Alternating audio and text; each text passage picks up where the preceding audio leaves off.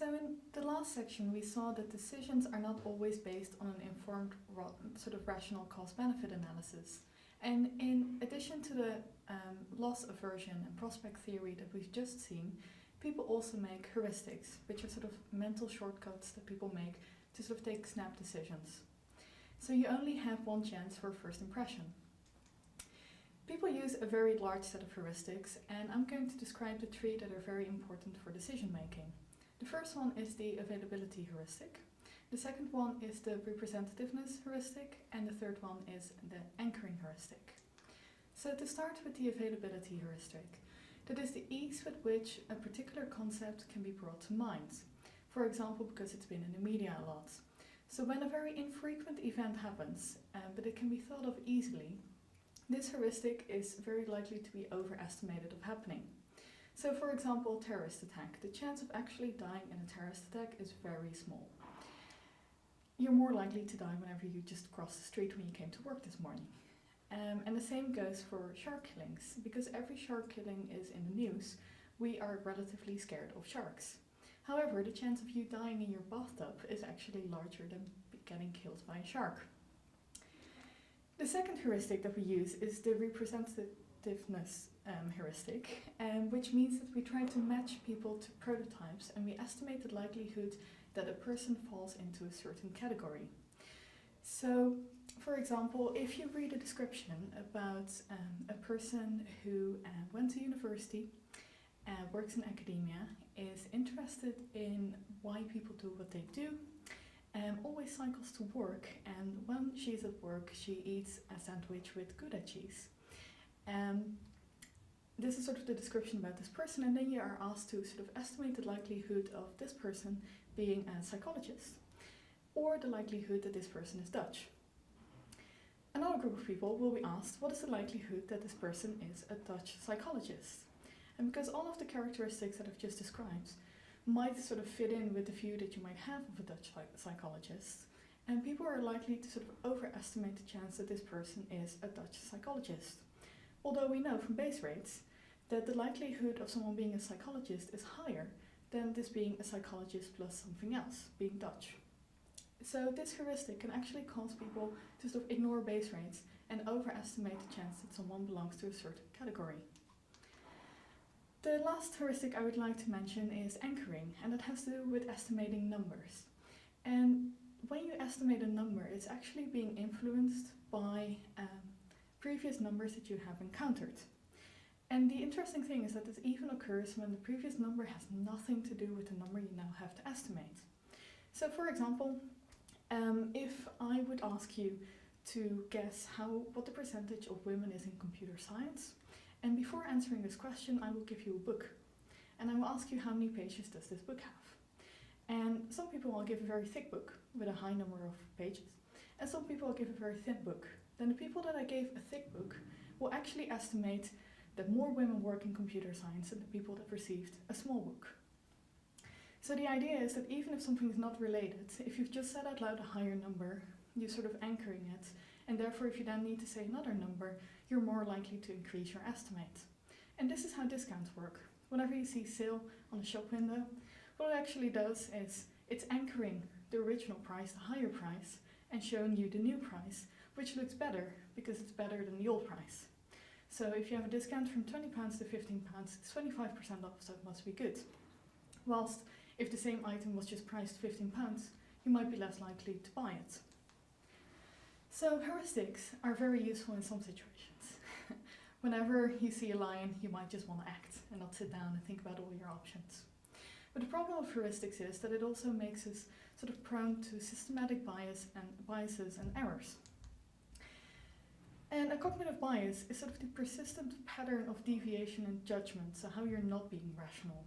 And biases affect how people perceive the world, and therefore the type of decisions they make and how they're going to behave. The interesting thing to know about cognitive biases is that they can occur during different stages of information processing. So for example, whenever you're paying attention to things, whenever you're interpreting information, whenever you're storing it into memory, and whenever you're trying to retrieve it from memory. The three biases that I'll be explaining to you now that have to do with decision making are the fundamental attribution error, hindsight bias, and the confirmation bias. So the first one is the fundamental attribution error, and that's the tendency to overemphasize personality-based explanations for behaviors that you see in others and not in yourself. We also tend to sort of overestimate the good things we do in ourselves to our personality, but whenever we talk about other people, we sort of tend to ignore context and circumstances, and we try to blame the person. So, for example, whenever someone tried to make an online bank transfer but typed in the name of their bank incorrectly, and at that moment it was a fake website, they put in their bank details, and the next day they find out that their entire life savings are gone. Because it's behavior in someone else, people might actually, instead of saying they're unlucky or they had very sort of bad circumstances, people are actually likely to sort of start saying that this person was negligent or maybe they weren't very clever, and this can lead to victim blaming. So the idea is that you're sort of overemphasizing personality rather than context. The second bias is the hindsight bias, which is also called the I knew it all along effect. And that's a tendency to sort of see past events, so things that have happened, as being predictable once you know the outcome. So we all know that the Titanic unfortunately sank. So whenever we think about the decision of the captain to keep going, or even increase speed, we now think that's a stupid decision. But we know what happened. The captain didn't. And again, this can lead to victim blaming. For example, if a girl in the evening walks home through a slightly dodgy neighborhood by herself, if we know that it actually ended badly, we're more likely to say that that was a stupid decision than if we didn't know that it ended badly. The last one is the confirmation bias, and that's the tendency to sort of both search for information and also interpret information in a way that confirms your already existing beliefs. So information that you come across that doesn't support what you already believed, you can actually get rid of. It can be discredited. And what this does is that it reduces critical thinking and actually can create tunnel vision. And this is a very big problem in police investigations, because if the police is already sort of quite certain that a suspect had done it, they might actually start looking for information and interpreting information in this manner, and thereby not paying attention to information that shows that this person may not have done it. So what this all leads to is bounded rationality, because the expected utility theory that we discussed in the first section assumes that people behave rationally. However, this is often not the case in practice, because people, whenever they're making decisions, they do this based on limited available information, using heuristics, and there are certain biases associated with using those heuristics. And this creates, instead of a more objective rationality, it creates a bounded rationality based on the person. So bounded rationality can explain why people behave irrationally. And everything I've talked about so far is about what happens internally. It is all interpersonal processes. However, we don't live in a bubble where it's just us, individuals. We live in a social world, and we keep sort of communicating and interacting with other people. And these people can influence our decisions as well. So these are called the interpersonal decisions. And they're influenced by social factors.